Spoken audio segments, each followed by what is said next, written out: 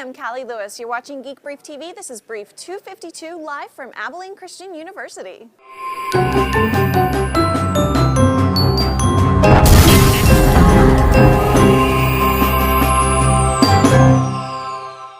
Neil and I were invited to be two of the judges at the ACU Student Film Festival, and now we're here at the Learning Commons showing some students how to shoot a brief. And even though I'm not a sports fan, I kind of feel the need to say, go Wildcats!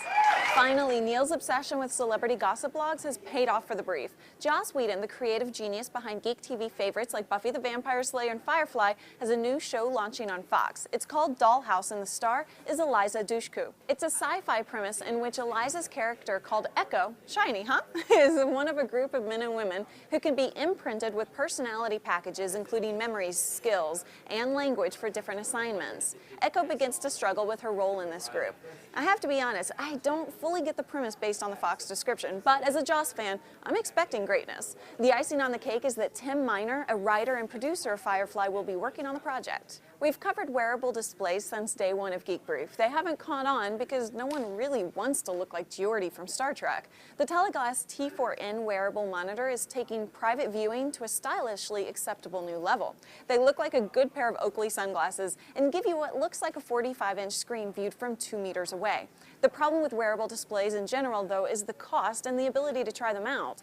I've been in stores that sell different models. I've asked to try them, and they tell me I can't. This particular model sells for a whopping $1,174. Maybe it's entirely worth that much, but these wearable displays will never really take off until there's a way for people to try them out in a brick-and-mortar store.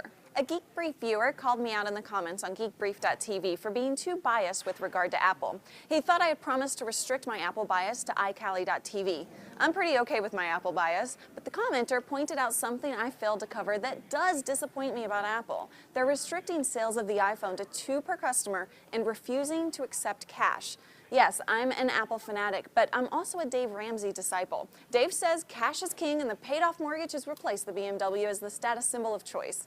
As much as I love Apple, I don't think their no-cash policy for iPhones is the right thing to do. There just happen to be 2 Apple employees standing right over there watching me shoot this.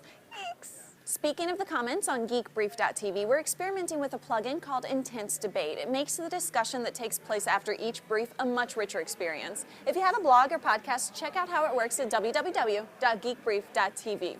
There's some issues with different browsers, but the guys at Intense Debate are working to kill all the bugs. The battle for a high-definition disc that will rule the next decade is being fought in 2 dramatically different ways. The Blu-ray guys are incorporating players into desirable devices like the PS3. The HD DVD guys are cutting prices. Walmart and Best Buy seem to be on the side of HD DVD because they're both offering a Toshiba HD DVD player for under $100 starting today. I stopped by the Abilene Walmart earlier to try and get one, but the guy in the blue smock didn't have a clue what I was talking about.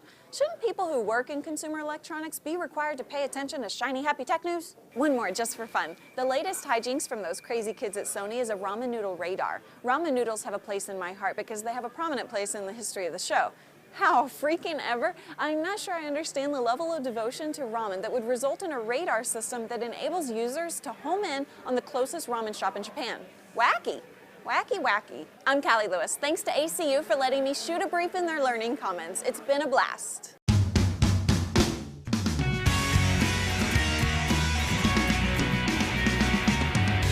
Hi, Jack Niken. That's the Apple guy's brother. He made me say it because I criticized them. Both are offering to Toshiba. Hold on, stop. It's just funny that it's always there. Okay.